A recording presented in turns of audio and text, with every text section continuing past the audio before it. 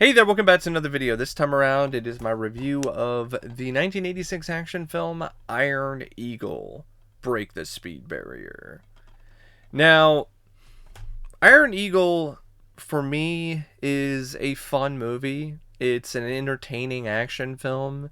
It definitely does deliver some thrills, and it's not what I would call a boring film by any means, but it just lacks that extra gear for me that other action movies do or other films involving fighter jets.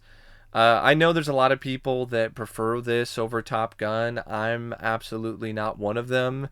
I'm a much bigger fan of Top Gun. I think Top Gun is a considerably better movie than Iron Eagle, and I even think Top Gun Maverick is also a better film. But that's just my personal opinion. And all of that being said, I still like Iron Eagle. I still think it's a fun movie, and I think it's a little underrated. Uh, it's a movie that definitely does not deserve to be relegated to solely DVD when it comes to home media. Like, I don't understand why this has not gotten a Blu-ray release from either Sony or some other label. It's got a cult following. I mean, the perfect time would have been release it prior to Top Gun Maverick coming out, but for some reason we still don't have an Iron Eagle Blu-ray.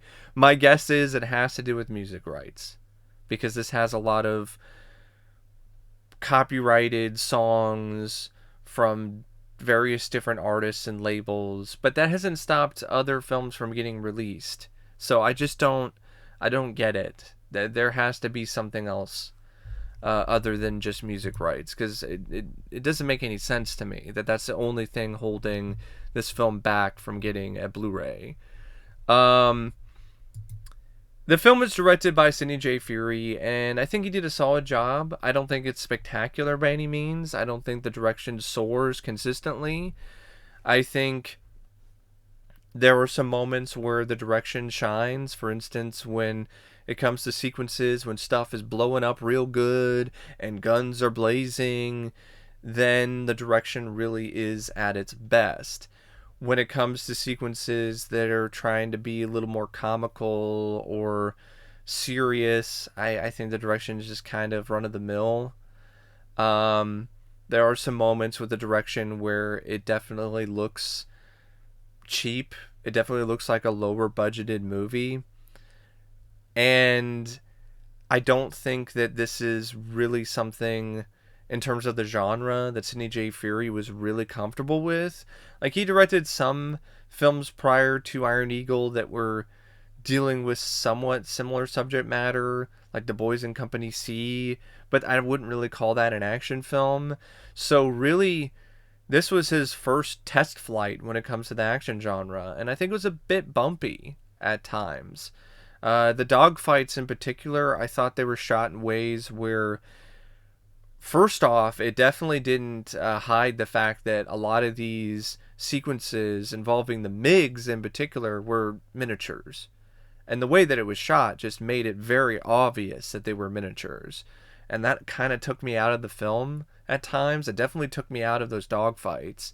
Definitely didn't help me be immersed in the intensity of those scenes. Also, it just felt like there was a lot of stuff that was repeated or recycled in terms of different shots. There wasn't as much variety in terms of angles or perspectives when it comes to the dogfight sequences. So the dogfight sequences just really lacked those extra afterburners, or that extra bit of tension that I really feel that the dogfight sequences need in order for them to really deliver. For instance, Top Gun has really intense dogfight sequences, and so does Top Gun Maverick. And in a lot of ways, it's because of the variety of different shots and the way that they build tension. And I just didn't feel that there was nearly as much tension when it comes to the dogfight sequences in Iron Eagle. Um, I also feel that Sidney Furie got a lot better when it comes to directing action later on in his career. For instance, I really thought he did a great job with The Taking of Beverly Hills. Here, it's fine. It's solid. It's serviceable, but I don't think it's anything great. It's pretty obvious when you look at the snake run sequence, which is a race between Doug Masters, the main character, who is in a plane, and he's racing against a guy, a bully character, in a motorcycle.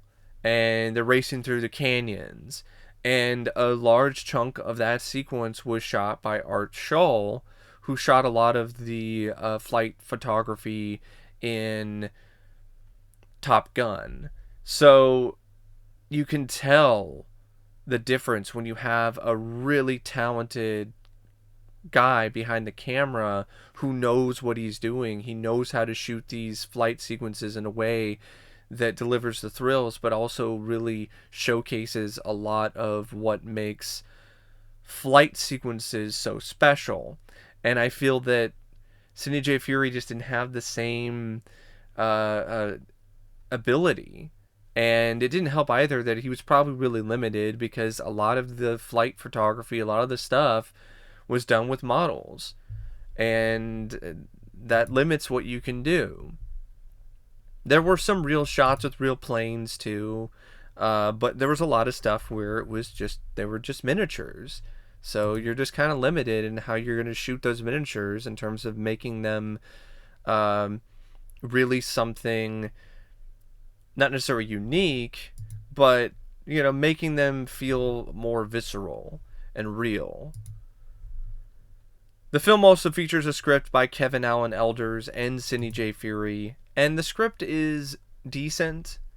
I think it does a really good job with two central characters.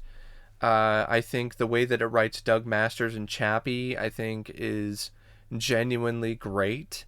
I think the writers really did a wonderful job bringing these characters to life and making you like these characters and like their interactions with one another. In fact, I would have loved to have seen more with these two, because I feel that the film is not nearly as captivating when it comes to the script, when it's focusing on the Junior Eagles and their exploits. I just don't find that to be nearly as interesting or as fun, at least for me personally. And it also feels very tonally off, because the stuff with the Junior Eagles feels like it's from a different movie to me than the one involving Doug, who is willing to risk it all and gets Chappie involved so he can go rescue his dad, who's stuck behind enemy lines. And that film is really quite a compelling action drama. But the stuff with the Junior Eagles, I just felt that felt like something that you would see in like a kids movie or something. It felt like maybe some of the extra exploits of the kids from Space Camp, that kind of thing, where it just, I don't know, it just didn't really fit for me personally. It also led to some of the more just cheesy isn't the right word, but corny. That's definitely a good word for it. It led to a lot more of the corny moments in the script, which I wasn't really that big of a fan of. I didn't find them to be that endearing, let alone funny. And also, it really did make it seem like this was way too easy. It was way too easy for these kids to not necessarily wheel and deal, but do whatever they wanted on the base, and with little to no resistance. So it was like, that was a little too simple. I feel they should have had a little bit more pushback. Would have maybe made those sequences stronger for me, because then they would have had some more moments where it seemed like they might not get it done in time, or they have to rethink the plan and do something else in order to make it work. It just seemed to be way too much in the realm of fantasy. And I know that's what this film essentially is. It's very much a fantasy. This young pilot who hasn't barely flown a fighter jet at all, uh, learns how to fly the jet like a pro because he spent all these hours in a simulator, and now he's able to blow up enemy planes and use all this weaponry like he's an expert. Yeah, but that at least seemed like it was somewhat plausible to me because, maybe he's just a savant. Maybe he's a guy who's just really good at flying planes. Maybe that's his talent. And it made sense because he spent all this time in the simulator, and he also had that extra motivation that other people might not have in the situation that he was in, because he's doing this to save his dad. But the stuff with the kids, it's like, yeah, right. Like, come on. But it was one of those things where you roll your eyes and you have like, "We're not gonna take it" in the background by Twisted Sister, and you're like, yeah, this is definitely an '80s movie. But there's a certain charm to it though that I do like. But a lot of that involves scenes with Doug and Chappie. That's why, honestly, I would have liked the film more if it was just a simpler movie, like where you just had this mission being done by Chappie and Doug. Don't need to bring in Doug's brother and the Junior Eagles. Just have Doug and Chappie figure this out on their own and get over there and kick some ass and then fly back home. That's just how I would have liked the film. But the script, like I said, it's still decent enough. It's definitely got a good hook to it. You really do root for Doug and Chappie and even the Junior Eagles in terms of making this mission successful so they can save Doug's dad. And there are some twists. I admit I didn't necessarily see Chappie getting shot down being something that the film was going to go for. So I think that was a good idea, and I think it was rather well executed. I also do like the fact that there are moments with the fighter jet sequences where there's different weapons. Like there's this bomb that just creates a massive ball of fire. I thought that was pretty cool. And I also like the fact that it doesn't really put a lot of emphasis on the villain. It focuses more on Doug and Chappie, and the villain is really just kind of an afterthought. And I know some people think that's a negative. I actually don't mind that when it comes to this kind of movie. I think that would hurt the pacing if you focused on the villain and gave him more depth and backstory. I don't think that was really necessary when it comes to a film like Iron Eagle. And I really like the touch that the film has in terms of the fact that Doug's a very different kind of fighter pilot. He likes listening to music. I even like the fact that Chappie leaves a message for Doug just in case something goes wrong during the mission, to give Doug some extra motivation, and then also gives him a song that he can play while he's dropping bombs and taking names. So yeah, there are definitely some elements of the script that I think are strong. But like I said, I'm just not big on the Junior Eagles stuff, and I think it definitely does have some pacing issues here and there. There's like this love interest that's brought up, but she's barely even in the movie, and it just seems like she's pointless. I don't even know why this character was even brought up at any point. And another thing I want to point out is the snake chase, the chase through. It's not really a chase. It's a race through the canyon. I think that was another great example to show how good of a pilot Doug is. So you already know that he's this really great pilot, so it's not as far-fetched that he could figure things out and be a pretty good fighter jet pilot when the time calls for him to do so. The film also features a good cast. I mean, the headliner is definitely Louis Gossett Jr., who won an Oscar for his role in An Officer and a Gentleman. And to me personally, he's always been a underrated actor. Yeah, he won an Oscar for that film, but a lot of people don't really talk about Louis Gossett Jr. that much. And it doesn't help either that after that film, it's not like he had a lot of big movies that were huge hits with audiences and with critics. For whatever reason, maybe it was his agent or something along those lines, he just never really had that film that continued to catapult him further into stardom. Iron Eagle, I think, was one of the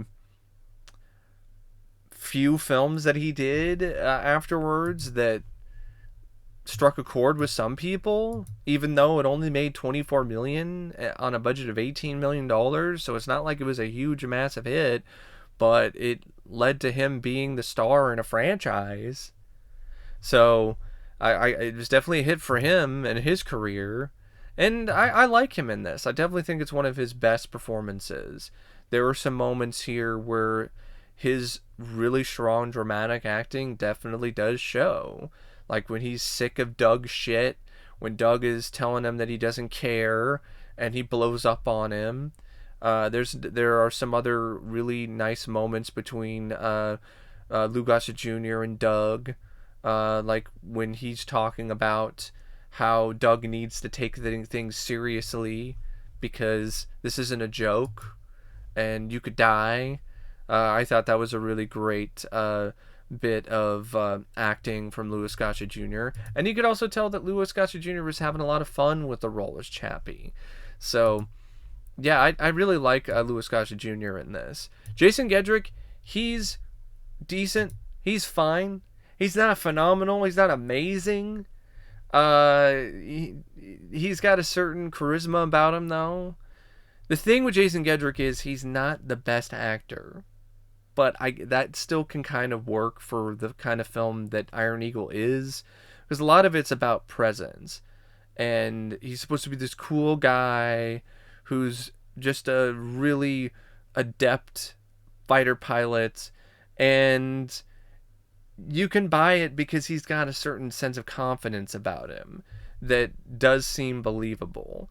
And he really does have some great chemistry with Louis Gossett Jr., which is another reason why I wanted to see more of these two. I know they're in it still quite a bit, but I still wanted more because they were so strong together. David Suchet is the villain, Colonel Akir Nakesh. He's slimy. He's definitely a guy that you hate, but he's not memorable in any way, shape, or form. He's a very cookie cutter kind of bad guy. David Suchet, I think he did a good job portraying the attitude and the persona that the filmmakers were asking for, but it's still not what I would call a noteworthy villain performance. I remember him more as Perot from the Mystery series. It's hard for me, and he even has like the thin mustache here, so I'm like, what are you doing, Perot? Don't you have some mysteries to solve? Why are you trying to kill an American pilot and fly around in a jet and try to take out Doug Masters? What are you doing? Shawnee Smith, she's in this and as in a very small role as one of the Junior Eagles. You also have Robbie Rist, who plays one of those characters. He's the smart hacker kid. You also have Larry B. Scott, who was in Revenge of the Nerds, I believe. Yeah, he was in Revenge of the Nerds as one of the fraternity members. You've got Tim Thomerson, who plays Jason Gedrick's dad, Ted Masters. I definitely wanted to point him out because I thought he was great in the few scenes that he had, he definitely made the most out of them. I really liked his take on that character. He was a believable, strong father figure for Doug, but he was also a badass when he needed to be. And it was cool to see Tim Thomerson in a film like this as well. It was a major studio film if you think about it. TriStar Pictures. And he'd been in some other major studio films too, but Tim Thomerson was more well known for a lot of people for a lot of his cult work and films like Trancers and Doll Man later on in his career. But he's good here. The film also features some cinematography by Adam Greenberg, and it's average, it's adequate enough. There's some nice looking shots of the sky and fighter jets flying around, and I really do like the way that the sequences are shot when it comes to the snake race through the canyon, as well as the training sequences. So yeah, it's not any kind of amazing bit of cinematography. It's not something you'll take a photo of a certain scene and put it on your wall, but it looks good. The editing I thought was pretty decent as well by George Grenville. There really weren't a lot of moments where it felt like it was too shaky or choppy in any way. I thought it was rather fluid. It definitely was at its best when it comes to action sequences. The music is by Basil Polidoris. Yeah, Basil Polidoris did the score, the same composer who did RoboCop and a lot of other great scores. I think he also did the score for Red October, if I remember correctly. And this is a good score. I don't think it's a great score. I don't think it's one of my favorites from him. I think it sounds a little more generic than some of his other work, because there's not a lot of stuff involving this score that I find to be really memorable in terms of the notes and the way that they're composed, but it's still something that fits the film well enough and works. I would say when it comes to music, though, the more memorable bits of music are the songs from the soundtrack. If there's anything about Iron Eagle that's great other than Louis Gossett Jr. and some of the action sequences, it's the soundtrack. Like, this soundtrack is stellar. It's got some really great tracks on it. You've got Hide in the Rainbow by Dio. You've got One Vision by Queen. You've got Give Me Some Lovin', which is a classic old school track. You've got Eyes of the World by Eric Martin, which I think is just a really amazing song. I love that song. And there's a few other songs too. Eric Martin also did another song for the soundtrack. Trying to remember. Yeah, These Are the Good Times. And then you also have Never Say Die, Iron Eagle, the theme by King Cobra. And there's like another one. Yeah, Road of the Gypsy. I forgot who. I can't believe I forgot who sang that, but yeah, I love this soundtrack. I wouldn't say. I'm not gonna say it's as good as the soundtrack for Top Gun, but it's definitely up there. It's definitely one of the better soundtracks. I mean, yeah, Road of the Gypsy by Adrenaline. Like, that's the name that popped in my head, and I was right. I should have just trusted my gut, my instincts there. Yeah, Road of the Gypsy by Adrenaline. It's Too Late by Helix. This Raging Fire by John Butcher Access. Yeah, really like the soundtrack. I think the soundtrack is a classic. So, yeah, Iron Eagle is one of those movies that I enjoy. I have fun with it. It's not a film I would watch over and over again, but it's definitely a movie that is sufficient entertainment. It doesn't fly as high as it could. I think it does have some pacing issues, but when it finds the right spot, when it's got its wings in the right position, and the skies are clear and there's not a lot of turbulence, and it's definitely a movie that soars. Not consistently, but it definitely does fly high uh, quite a few times. So I think because of that, like I said at some point in this video, I do feel it's a little underrated. Even though it does have a cult following, it's still a film that a lot of people don't really talk about that much. And I think that's a shame. I think if you're a fan of 80s movies, if you're a fan of Top Gun, if you're a fan of just action films, I definitely would recommend checking out Iron Eagle sometime. And yeah, that's my review of Iron Eagle. And as always, thanks for watching, and I'll see you later. See ya.